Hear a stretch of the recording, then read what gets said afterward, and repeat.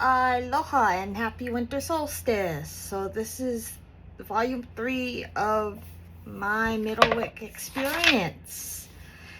And British high tea, a real, genuine British high tea, was a real treat with the best company at Glastonbury's quaintest tea room, Abbey Tea Rooms. This place doesn't fool around, people. This is just for one person, so you have to times it by how many people are there. So we all had afternoon tea. I had the chai, which was wonderful. I mean, these sandwiches are huge. They're not these dainty little things. So as I said on social media, America, you've been doing British high tea all wrong. I would love to go back to this place. They have 5 different types of afternoon tea.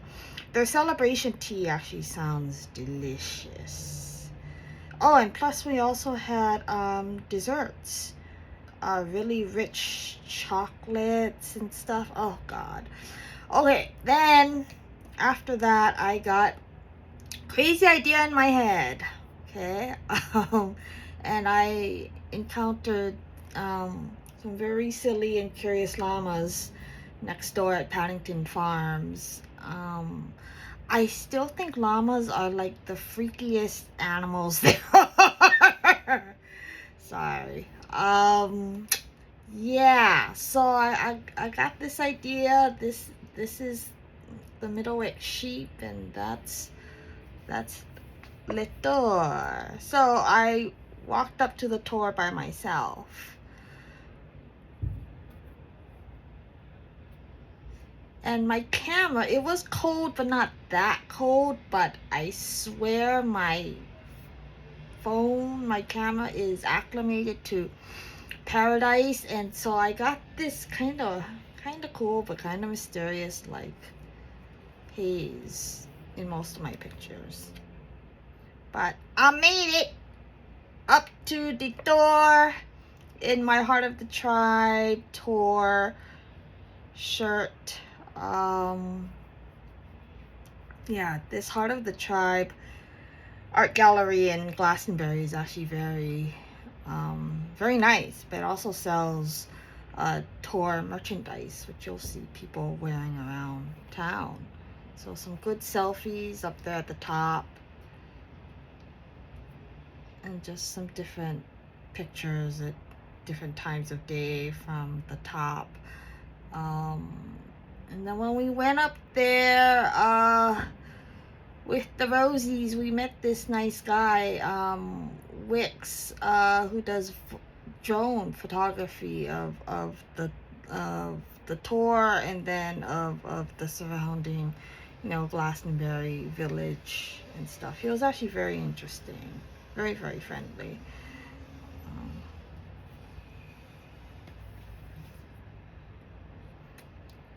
And then coming back down from the tour by myself, Paddington Farms next door actually has some quite impressive houses, the higher wick houses.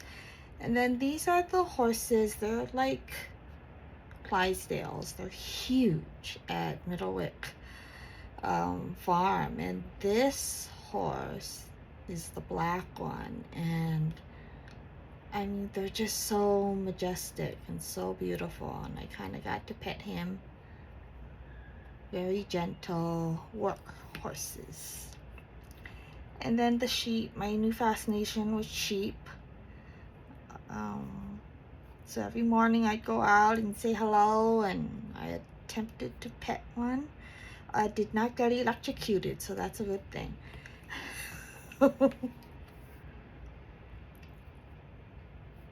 And then I found this cutout, Your Life is a Beautiful Story. And this was one great chapter of it. I hope to go back. So I saw Halloween, or Same hame. Sorry.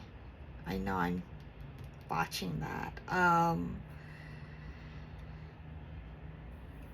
In Glastonbury, and so there was a little ceremony to the four corners for your ancestors, and there were some ceremonial things to do. They believe Halloween is one of the times when the veil between the living and the dearly departed is thinnest, and so I lit a candle, and so these were some of the things that Chalice Well that was happening. And then these are some photos of what was happening up at the tour. It didn't rain like it did last year. Okay, so I got another crazy idea in my head, and so I decided to walk to town to Glastonbury all by myself for our Rosie's farewell luncheon. And yeah, it's pretty far, people. Yeah, European miles are hard. And so this is one of those charming, horse-drawn carriages that you see all over Glastonbury. The very modern with the very, very traditional. And these are some of the shops. This is the grocery store, outside the grocery store, which was interesting. And then I got real fish and chips at Knights. I ended up going to Knights. They've been making fish and chips since 1909, for crying out loud. So big portion, good value. That was my lunch.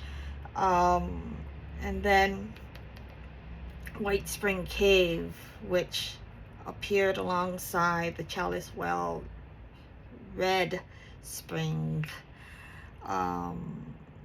that appeared below the tour, and they are supposed to have magical healing powers. This water actually tastes really, really good, and so I put most of it into my big Chalice Well glass bottle that did survive the 4 legs. Yeah, the 4, I think 3 or 4 airplane flights home to Hawaii. And then finally, I dined at a Michelin star restaurant right there in Glastonbury. That's the thing. This place called Queen of Cups, actually kind of near Knights. I think it's down that same small little road. So it's a Michelin 1-star Mediterranean family style restaurant. And so it was Dee's idea to do a Rosie's farewell lunch, and so it was nice. It was an experience. And then our final morning, so our morning airport van farewell committee. And then on my way home, so I got like a ridiculous sale. I paid less than $500 for all my flights to get home, all the way from England, all the way to Honolulu. But in order to do that, you got to break it up, right, into all these little flights. And so on my way home, I had an overnight 8-hour layover at LAX. And I got to see LA from a different point of view. What I love about this, it's literally from the mountain to the ocean, kind of like in Hawaii. So Middlewick is part of me working on a dream. I hope to go back some year soon. Aloha.